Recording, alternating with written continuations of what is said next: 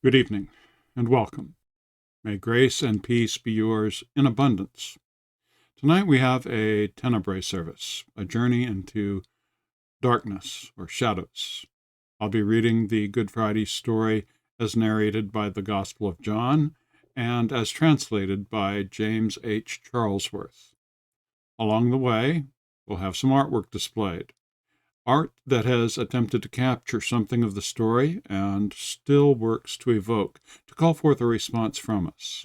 It is my hope that the scenes that are offered to complement the reading do so rather than distract from it. In a usual Tenebrae service, we'd have multiple candles in our worship space, which would be extinguished one at a time after each reading. Tonight we'll begin with a single candle representing Christ, and at the end, the scene will fade back to black. Hymn lyrics set to the tune of Amazing Grace will be set on top of it, and throughout, we will have, playing softly in the background, hymn tunes. Our call to worship. God is light, in whom there's no darkness at all. Jesus Christ is the light of the world, and this is the judgment, that the light has come into the world, and we loved darkness rather than light.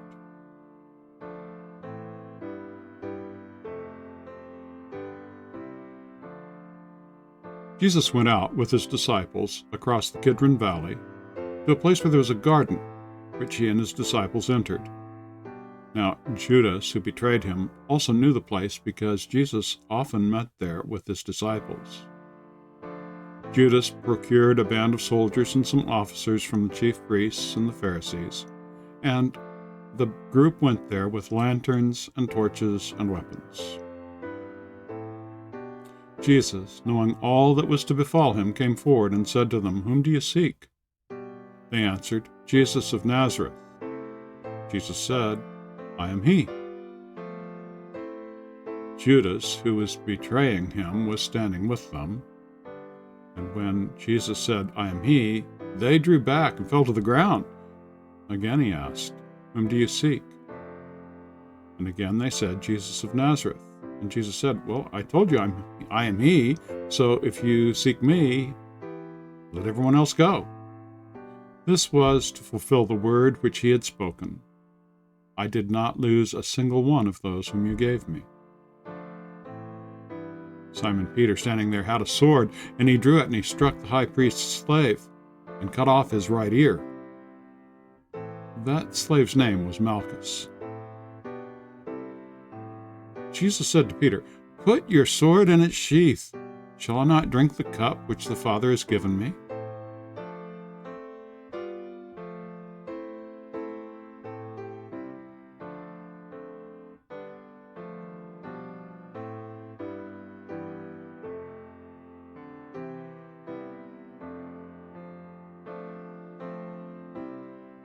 So the band of soldiers and their captain and the officers of the Judean authorities seized Jesus and bound him.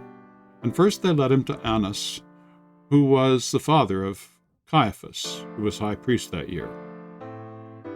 It was Caiaphas who had given the counsel to the religious authorities that it was expedient that one man should die for the people.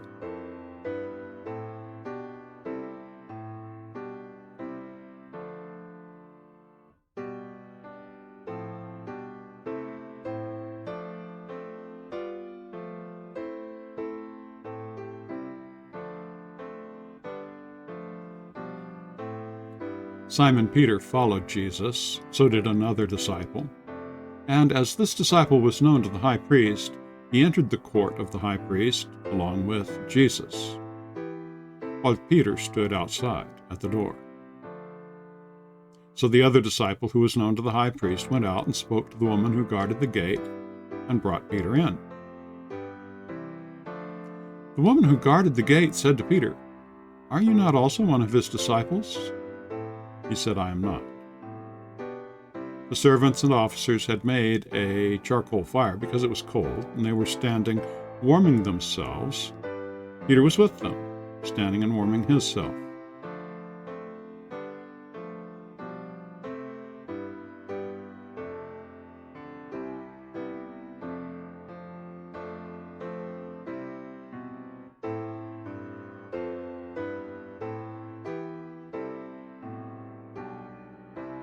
The high priest then questioned Jesus about his disciples and his teaching. Jesus answered, "I've spoken openly to the world. I've always taught in the synagogues and in the temple, where all the Jewish people come together. I've said nothing secretly. Why do you ask me? Ask those who heard me. Ask what I said. They know what I said." When he'd said this, one of the officers standing by struck Jesus with his hand, saying, "Is that how you answer the high priest?" Jesus answered him, "If I've spoken wrongly, bear witness to the wrong. But if I've spoken rightly, why do you strike me?" Annas then sent him bound to Caiaphas, the high priest.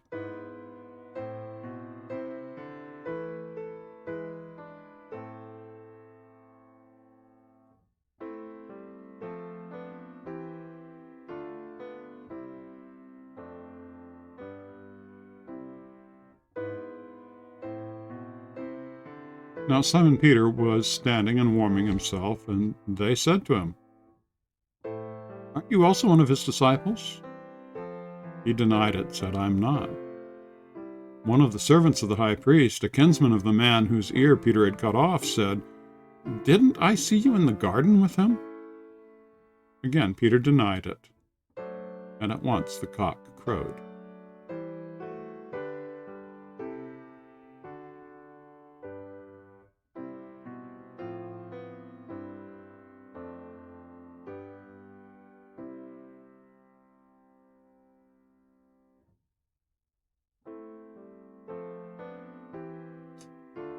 They then led Jesus from the house of Caiaphas to Pilate's headquarters.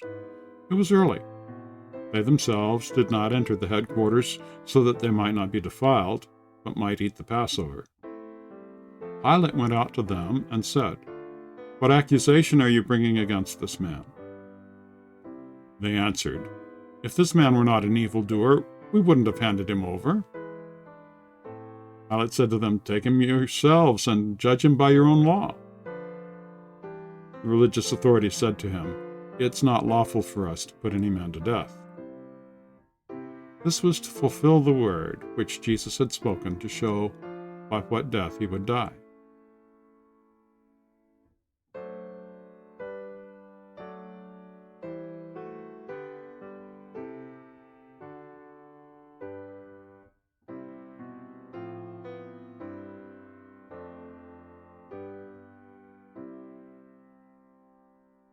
Pilate again entered the headquarters and called Jesus, and he said to him, "Are you king of the Jews?"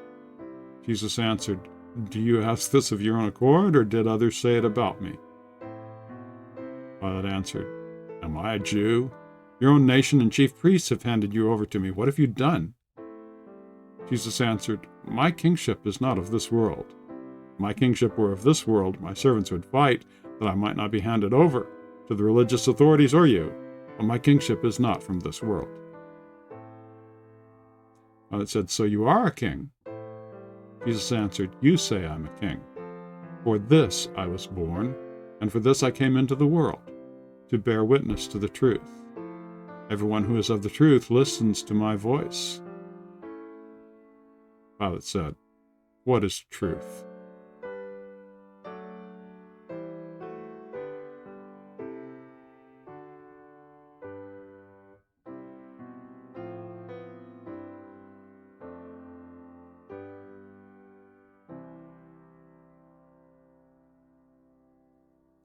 After this conversation, Pilate went out to the religious authorities again, and he said, "I find no crime in him.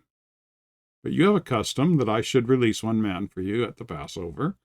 Will you let me release for you the King of the Jews?" They cried out, "Not this man, but Barabbas." Now, Barabbas was a notorious criminal.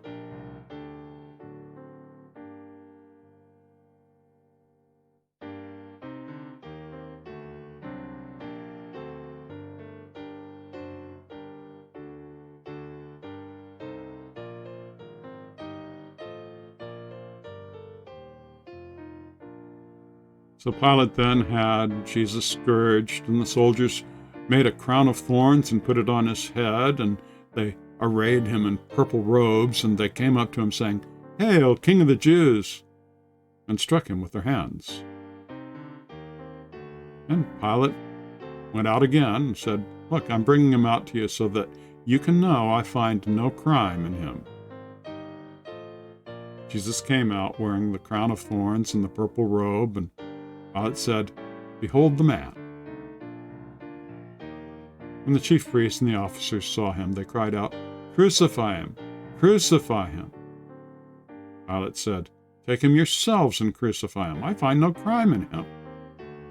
The religious authorities answered him, "We have a law, and by that law he ought to die because he's made himself the Son of God."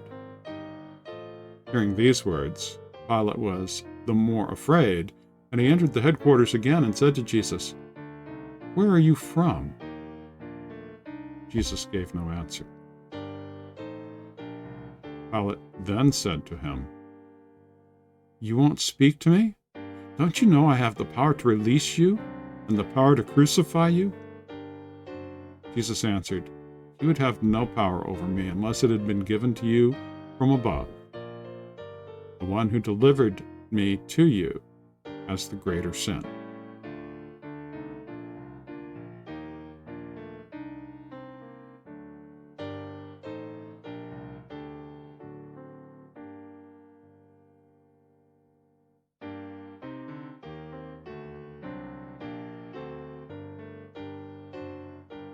At this, Pilate sought to release him, but the religious authorities cried out, "If you release this man, you're no friend of Caesar. Everyone who makes himself a king sets himself up against Caesar."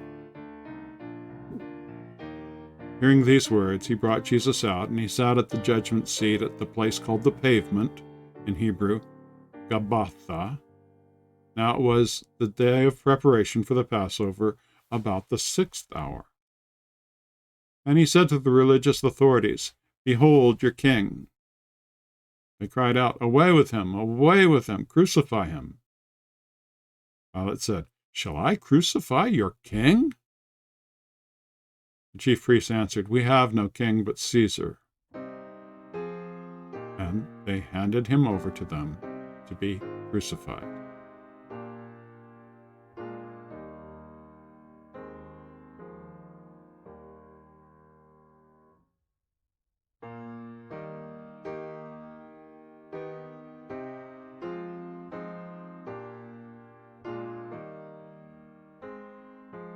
So they took Jesus, and he went out, bearing his own cross, to the place called the place of a skull. In Hebrew, it's called Golgotha. There they crucified him with 2 others, one on each side, Jesus between them. Pilate also wrote a placard and put the crime on it, on the cross. It read, "Jesus of Nazareth, King of the Jews." Many Judeans read this title, for the place where Jesus was crucified was near the city, and it was written in Hebrew and Latin and Greek. The Jewish chief priest then said to Pilate, "Don't write King of the Jews, but that this man said he's King of the Jews." Pilate answered, "What I've written, I've written."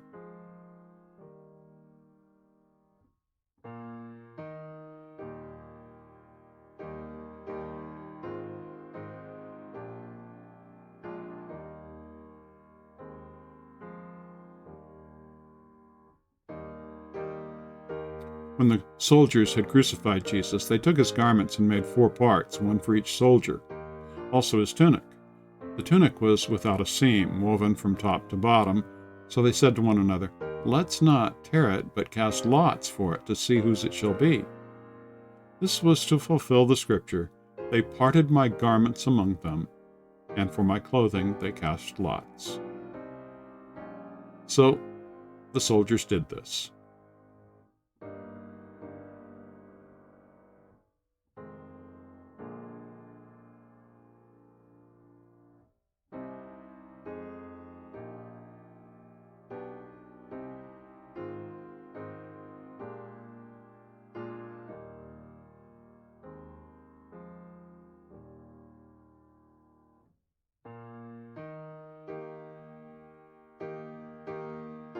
By the cross of Jesus were his mother and his mother's sister, Mary the wife of Clopas, and Mary Magdalene. Jesus, seeing his mother and the disciple whom he loved standing near, he said to his mother, "Woman, behold your son." And he said to the disciple, "Behold your mother." And from that hour the disciple took her into his own home.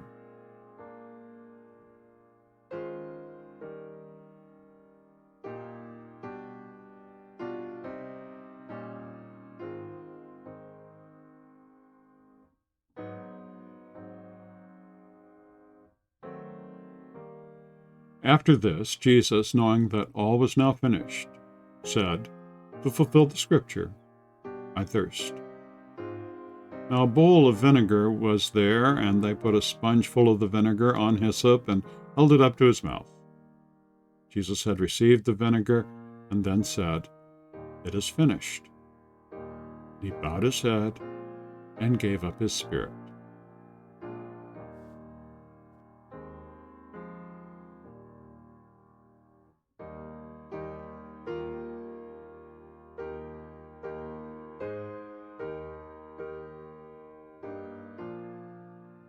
Since it was the day of preparation, in order to prevent the bodies from remaining on the crosses on the Sabbath, for that Sabbath was a high day, religious authorities asked Pilate that their legs might be broken, so that they might then be taken away quicker. The soldiers came and broke the legs of the first, and of the other, who had been crucified with him. But when they came to Jesus, they saw he was already dead. They didn't break his legs. One of the soldiers pierced his side with a spear, and at once there came out blood and water. He who saw it has borne witness. His testimony is true, and he knows that he tells the truth, that you may also believe. For these things took place that the scripture might be fulfilled, "Not a bone of him shall be broken." And again another scripture says, "They shall look on him whom they have pierced."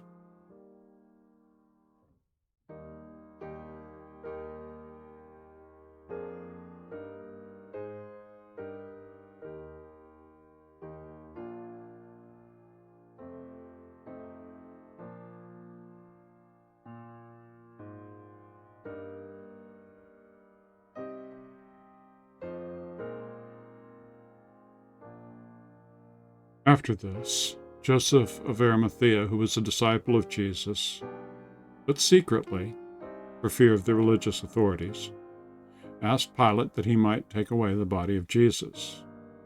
Pilate gave him permission. So he came and took away his body.